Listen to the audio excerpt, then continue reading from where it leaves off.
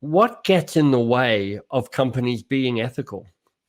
Yeah, a few things. One is a focus on shareholders and hitting a financial number.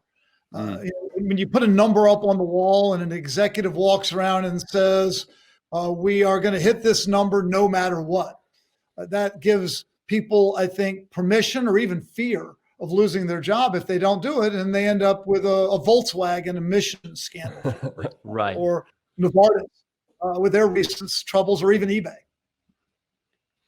Yeah, I mean, I've heard the phrase, what can be measured can be manipulated. And as soon as you set that target, people go, well, I'll crawl over dead people if I have to hit that target, if it means status and it means bonus and it means all those other things. But yeah, I'll tell you another thing that does it, though, is just silence. Science, I did some talking to some scientists as part of doing the book, and people will always fudge if they feel like it's in their interest. And Right. they will particularly be willing to fudge when there's silence on matters of integrity or ethics. So ambiguity and silence create this environment that's really a fertile ground for integrity problems. So if you want to drive a culture of integrity into your company, one of the best things you can do is talk about integrity, because integrity is contagious. I love that. Integrity is contagious. That's a great phrase. How do you help people to have the courage to not be silent? That I've heard of something, I think it's called the bystander issue, which is, people are bystanders and then somebody acts and then everybody acts, but it takes that first person to often start the movement that creates something that matters. And it's hard to be a whistleblower. It's hard to not stand by and be silent.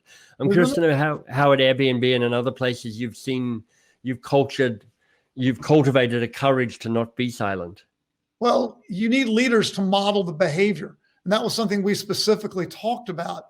You have to encourage people to speak up, because there's a natural reluctance to, quote unquote, cause trouble or do something that might Mm, interfere with your career. I'll tell you a story, Michael. There was a guy came over to me one day, and we had these standing desks, which I think are very common now, common work areas, shared spaces. And I had walked to the restroom, came back to my computer, and an IT guy came over to me and said, "Hey, Rob, I noticed when you left your desk, you left your computer open.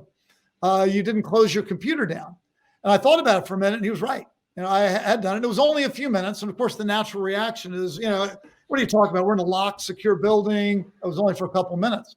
But I realized that what this guy had done, this middle manager, took a lot of courage. To walk over to a senior exec and point out to a senior exec that they did something wrong was, to me, a very courageous act. mm. So instead of pushing back on him, I thanked him, told him he was absolutely right. He helped me create a single button on my laptop that makes it easy to walk away and lock. And then what I did at the next opportunity, there was a fairly large group of employees, and he was in the audience. I gave him what we call an Integrity Yeti. These are these Yeti water bottles that have our integrity markings and logo on there. Nice. And I spent a minute telling everybody the story and gave him the Yeti in front of everybody. 2 years later, I get an email from him. He told me that in his 6 years at Airbnb, that was his most meaningful moment, being Nice. recognized in front of his peers for doing that. A $30 water bottle. Yeah. So just as a leader, if you're willing to reward people, encourage people to speak up, it can change the entire culture. We'd love to have you as a subscriber. Just hit that subscribe button.